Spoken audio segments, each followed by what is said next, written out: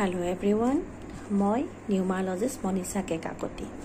আজি আপোনালোকক জনাবলৈ ওলাইছো যেজন ব্যক্তিৰ মূলাংক 1 বা যদিহে কোনো ব্যক্তিৰ জন্মৰ তাৰিখ কোনো মাহৰ 1, 10, 19 অথবা 28 হয় তেওঁলোকৰ ক্যাৰেক্টাৰ কেনেকুৱা ধৰণৰ হ'ব। স্বাভাৱিকতে কিছু খঙাল হয়। তেওঁলোকে আনৰ অৰ্ডাৰ মানি চলিবলৈ টান পায়। তেওঁলোকে সদায় নিজেই নিজৰ মতে চলিবলৈ ভাল পায়। তেওঁলোক এজন ট্ৰু লিডাৰ হয়। তেওঁলোক স্বাধীন মনোভাৱৰ হয়। ডমিনেট কৰি ভাল পায়। ৰয়েল লিভিং ভাল পায়। চাকৰিতকৈ ব্যৱসায়ৰ প্ৰতি বেছি আগ্ৰহী।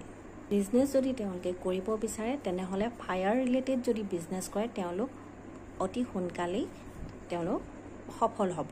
ফায়াৰ ৰিলেটেড মানে ধৰক বেকিং, বেকাৰী, ইলেক্ট্ৰিচিটি এটসেট্ৰা যিকোনো অথৰিটি থকা কাম কৰি যদি তেওঁলোকে ব্যৱসায় আৰম্ভ কৰিব বিচাৰে বা তেওঁলোকে তেনেকুৱা ধৰণৰ চাকৰি কৰে তেওঁলোকে সহজতে সফল হ'ব পাৰিব।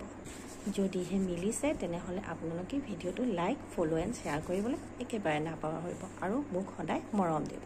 নমস্কাৰ।